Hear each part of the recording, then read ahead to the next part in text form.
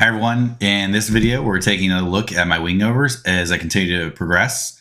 If you saw my last video, I went through the PPG Bible to understand the nature of the wing and pendular control, and since then I received some really great advice from my friend Brian. He mentioned that I should consider using the 2D steering when attempting the wingovers, and essentially what he had mentioned was that you want to sort of pull into you on the side that you're turning to and then sort of push away from you on the high side of the wing when you're doing the wing over. And then when you go to turn the other direction, do basically the exact opposite. So you're sort of pulling into your chest here. But yeah, so you come in like this. What this is doing, you're sort of getting more of that tip steering when you pull in on this side over into your chest area, and the wing sort of curls over and gets more of that outside. Now, the important piece, especially when you're doing bigger wingovers, is that you're keeping some level of brake and tension on the high side of the wing.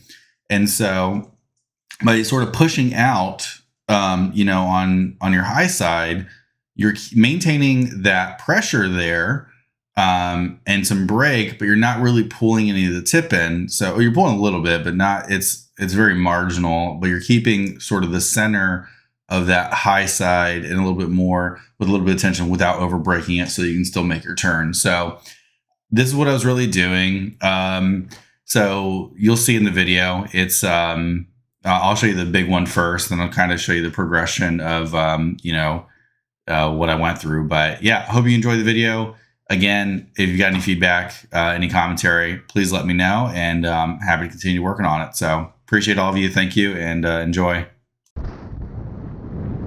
All right, this first one was the culmination of all my practice during this flight, and I gotta tell you, I was just having a blast. And this was by far the biggest one that I did all day.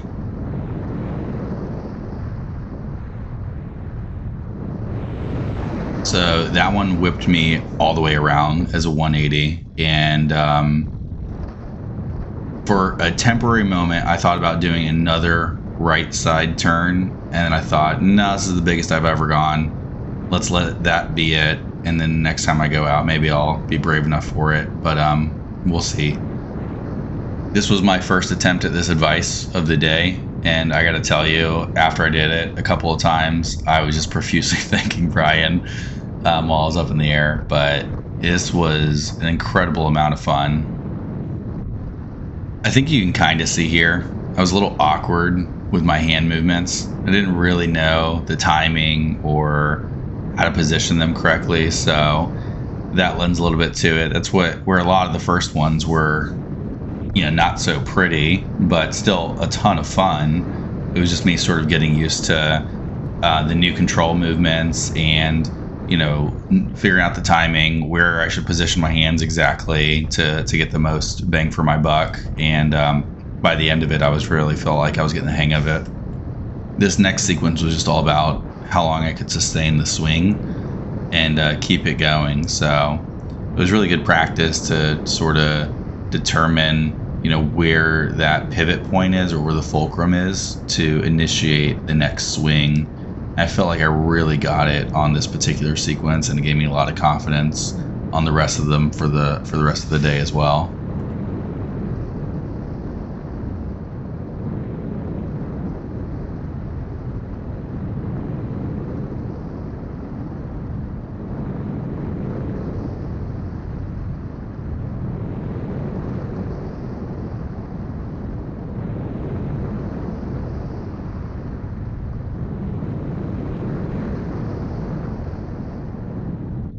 Finishing up this one felt like $1 million.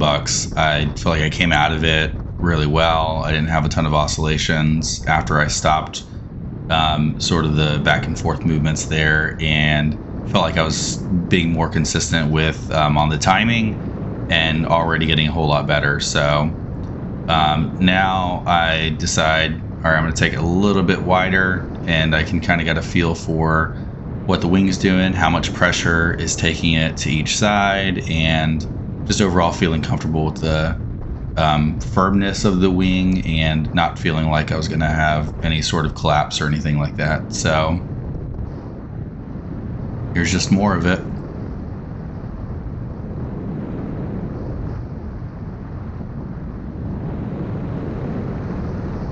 I should also note that it was 50 degrees out today on this day, maybe 55, but it was freezing.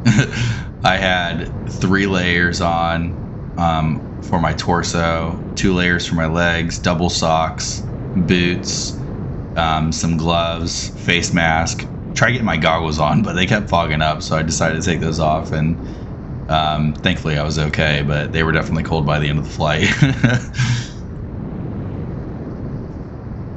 So hopefully this isn't too boring in terms of just watching me swing back and forth, but I hope you can see sort of the progression of them getting wider and wider, and definitely by the end of the flight, you know, they were looking pretty crispy. But this was a great flight overall. Me and my buddy Dan flew around this area. So this is sort of like Central Florida-ish area, but we checked out a couple of lakes, checked out this little river area on a conservation that's pretty awesome. He did an epic foot drag. The water was just so smooth and clear, and there was no wind, and I saw him flying low down on the river, and I wasn't sure what was going on, but I just thought it was awesome. So I was following behind him, and the way his reflection was showing up in the river was just absolutely incredible. And he dropped down for the foot drag, and I was like, oh my gosh, that's so awesome.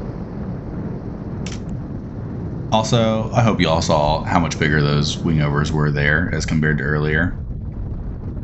I think I had a crowd for this one. There's a pickleball court right here. I thought, let's go for it. Let's show these people, you know, what's up. So, like, this one was okay.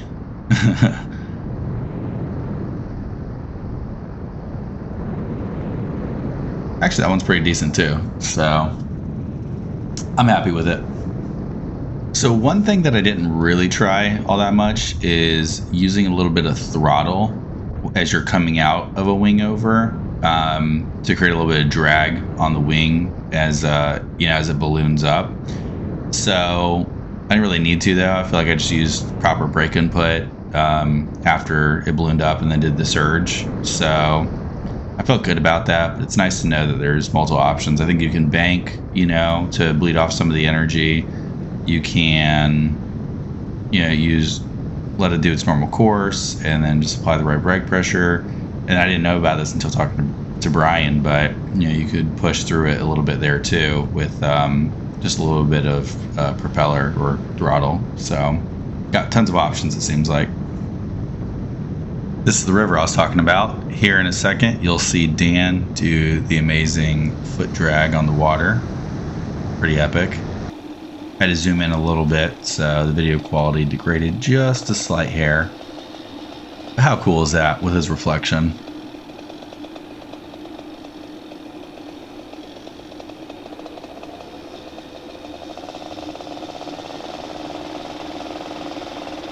Personally, I will not be doing any water foot drags for a very long time.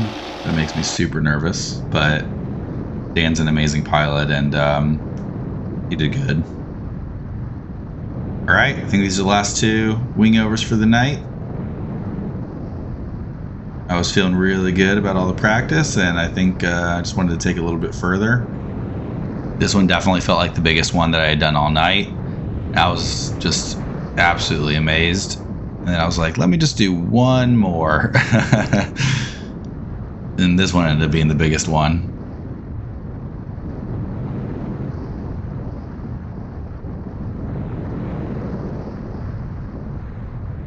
Yeah, that was a little scary, honestly, but so exhilarating. All right, well, thanks for watching. Again, if anyone's got feedback or commentary or anything that they want to share, please let me know. Either comment, hit me up on WhatsApp or wherever. Appreciate y'all. Have a good rest of your day. Bye.